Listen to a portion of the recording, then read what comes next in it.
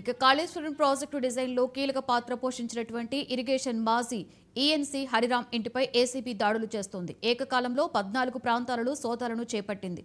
National dam safety authority report ACB ఈ తనిఖీలు చేపట్టింది.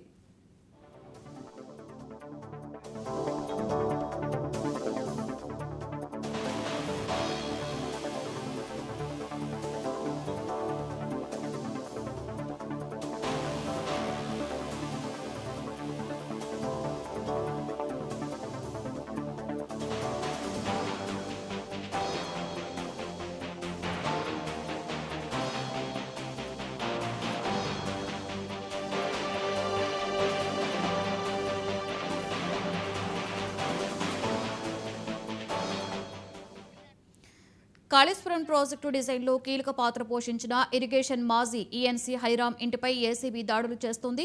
ఏకకాలంలో 14 ప్రాంతాలలో సోదాలను చేపట్టింది. National dam safety authority report ఆధారంగా ఏసీబీ ఈ తనిఖీలను చేపట్టింది.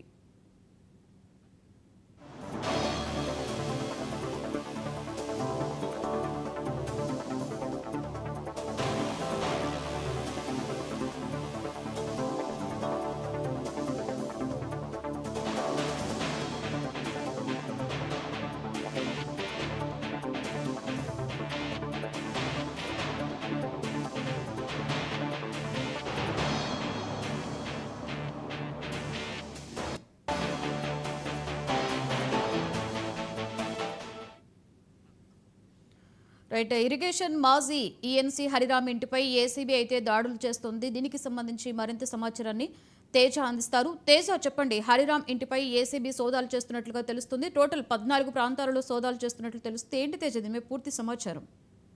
మనం బ్రేకింగ్ న్యూస్ అయితే చూస్తున్నాము. మాజీ ఇరిగేషన్ ఈఎన్సీ హరిరామ్ ఇంట్లో అయితే మాత్రం ఈ రోజు ఉదయం నుంచి ఏసీబీ సోదాలు అయితే కొనసాగుతున్నాయి. మొత్తంగా 14 ప్రాంతాల్లో అయితే మాత్రం ఈ సోదాలు అయితే కొనసాగుతున్నట్లుగానే చెప్పాలి. ప్రధానంగా 3 బృందాలుగా ఏసీబీ విడిపోయి దీనికి సంబంధించినటువంటి సోదాలు నిర్వహిస్తున్నటువంటి పరిస్థితి. అయితే కాళేశ్వరంలో జరిగినటువంటి అవకతవకల్లో లేదంటే కాళేశ్వరం నిర్మాణంలో కీలక పాత్ర పోషించినటువంటి హరిరామ్ పై అయితే మాత్రం ఈ రోజు ఏసీబీ అధికారులు ఆయన పైన, అదేవిధంగా వారి కుటుంబ సభ్యుల ఇంటిపైన, వారి బంధువుల ఇంటిపైన కూడా పూర్తి స్థాయిలో అయితే మాత్రం సోదాలు నిర్వహిస్తున్నటువంటి పరిస్థితి. మొత్తంగా 14 ప్రాంతాల్లో అయితే ఈ సోదాలు అయితే కొనసాగుతున్నటువంటి పరిస్థితి ఉంది.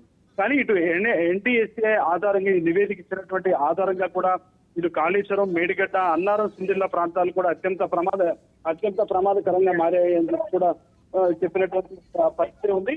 సో మొత్తంగా పూర్తి స్థాయిలో వీటికి సంబంధించినటువంటి అంశాలన్నీ కూడా బయటకు తీసుకొచ్చేటువంటి ప్రయత్నం చేస్తున్నారు. వీటితో పాటు మరికొంతమంది ఈ ఇరిగేషన్ లో పనిచేసినటువంటి అధికారులు ఎవరైతే ఉన్నారో వారి ఇంటి పైన కూడా సోదాలు జరుగుతున్నటువంటి పరిస్థితి ఉన్నట్లుగానే మనం చెప్పాలి. Lakshmi. Right, thank you Teja.